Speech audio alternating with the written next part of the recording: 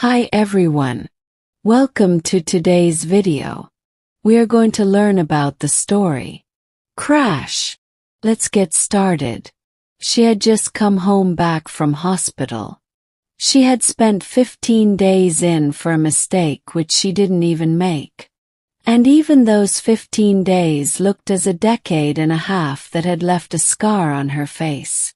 She stood at the door and looked inside her own house as if they didn't recognize her, or the way perhaps she didn't recognize them.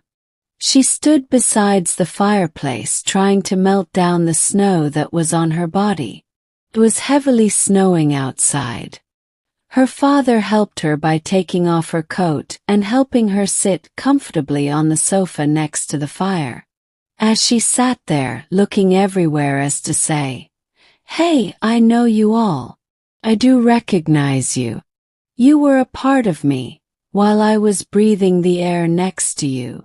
She gave a tired look at them which did reflect on her face. Though she didn't speak up, her father understood her, every word which she did in her silence. Her father reached forward to her, trying to help her get back to her room. Her room, which was filled with laughter and smiles that was spread as a blanket in the whole house, was now shunned in silence. She was not like this at all. Even though she had seen her mother dying in the arms of her father, she was full of hope and wanted to live life to the fullest. She did succeed to give back life what life had given to her. Her father was a tough man.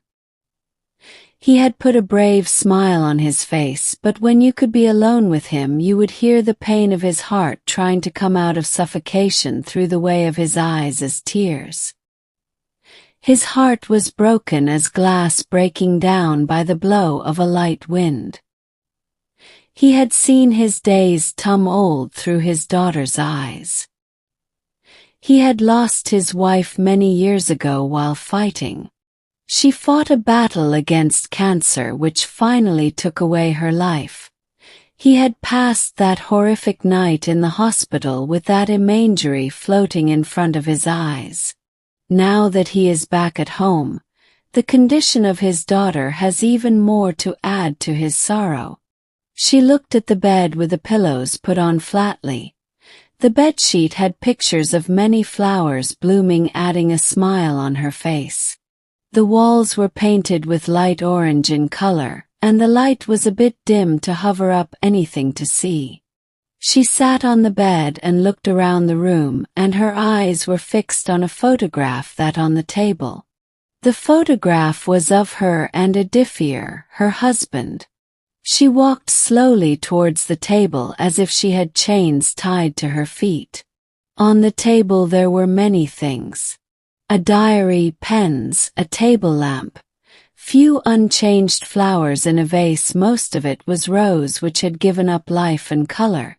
She picked up the photo and stared at it. Unknowing, she felt warm, salty water flowing down her cheeks through the roads of her heart. Taking the picture in her hands, moved towards the bed.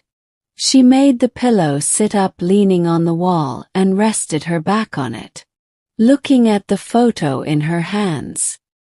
Her eyes were heavy as if it was about to shut by the heaviness of sleep, but something just couldn't let that happen. She sat there staring at it. She had met Adifir on her way back home. She had gone to the market that day. It was one Sunday. She had to buy things for the house. She did them with so much pleasure that there was always a smile that she left behind her, wherever she went. While crossing the footpath towards another lane, her bag just snapped, bringing down the things which it held so close to it that it shattered on the face of the road. She bent down to pick them up, when she saw another person helping her to pick them up. He was 5 feet 7 inches tall, fairly built, straight black hair, brown eyes, and a light pinching yellow smile which was too infectious. "Thank you," she stammered and started walking. "Hey, Mississippi. You forgot something," he called her from behind. "What?" She stammered again. Your purse, he said. Oh, thank you again, she said. My name is Adifir. I'm Nisha. I work here nearby. Anyway, thank you once again, saying that she turned and walked away. That was how they first met, or should I say it was their first meeting. Nisha reached her house, put the things which she had bought from the market in the cupboard, and back doing her normal household chores. By the time she finished her work, it was already night. She went to her room and lay down on her bed fully exhausted. She felt her eyes burdened with the day's exhaustion but couldn't close them. Adifir's picture was moving in front of them, fluttering, not been able to settle down. She tried hard to break the shackles of that picture by trying to give her eyes a little rest, but her heart was infected by his infectious smile. She thought for a while, not knowing when she fell asleep. Adifir had reached a few hours back. Still in his office dress, was sitting on the sofa trying hard to read a book. He had finally given it up, got up, changed his dress and switched on the TV. He was seeing the images floating in front of him, but his heart was singing a song of love in which he had fallen.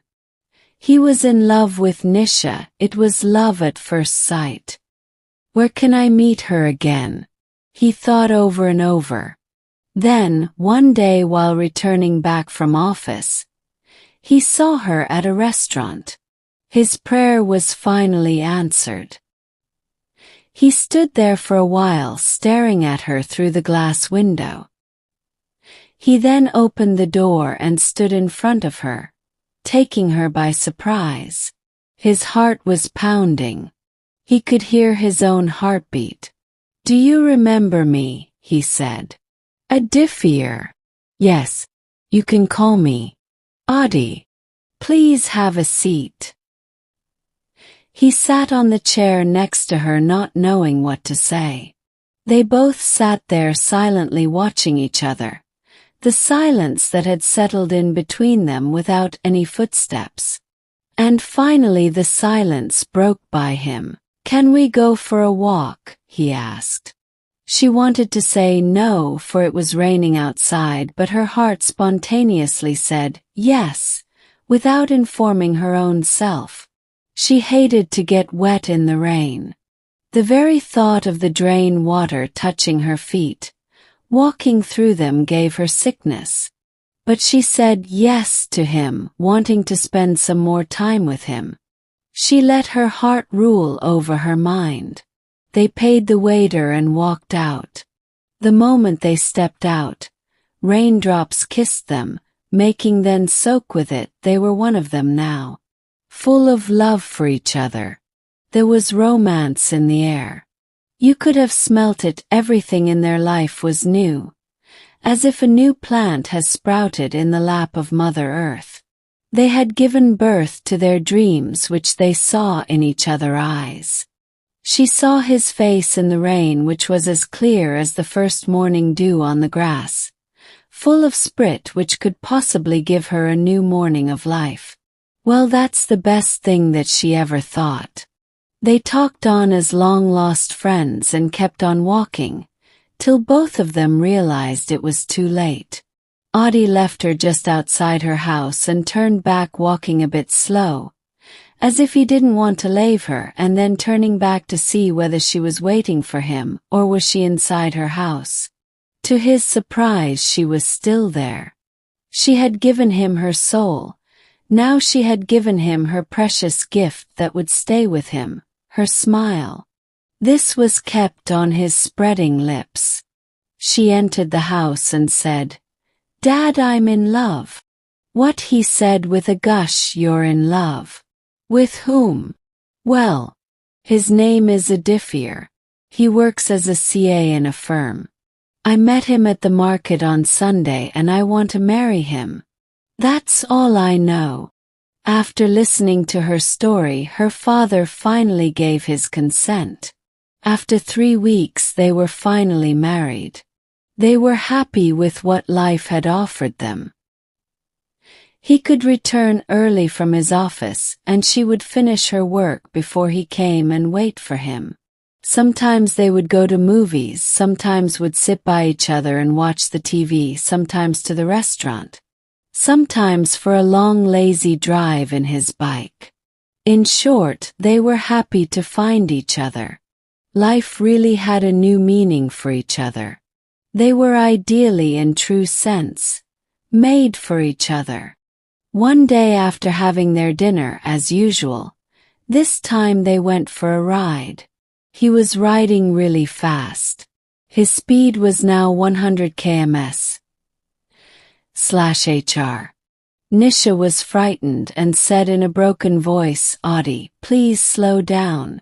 I'm getting a bit nervous." Audie returned her favor by a smile on his face. "Audie, please go slow. Please. No, this is so much fun. No, this is not funny. I'm scared. Please slow down. All right. Say you love me. I love you. Now slow down. Then give me a big hug." Nisha, though frightened, hugged him. "Now take my helmet and wear it." Nisha opened her eyes. Saw her father sitting next to her. She was in the hospital. "Dad, what happened?" she said in a fragile voice. "You had met with an accident." "How?" Her voice began to break. "Audie?" Her father couldn't say anything but tears rolled out. He couldn't hide them. However hard he tried to stop them, it flowed down continuously. "Audie." His motorcycle crashed into a building because of brake failure. "What?" "Yes." During the halfway he realized his brakes had failed. He didn't want you to know it. That's why he asked for a hug for the last time. He didn't want you to be nervous. He loved you a lot, that's why he gave you his helmet. Saying this, he went out to the corridor and burst open. Nisha was shocked. She didn't realize what had hit her so hard. She gave her heart out in a long outburst cry. All her dreams were broken in right front of her. Now the broken dreams were pinching her hard on her eyes. The night had died down and the sun had given birth to another day. She was awake the whole night, sitting on the bed with the picture of Audie. Please like, share and subscribe my channel, My English Stories.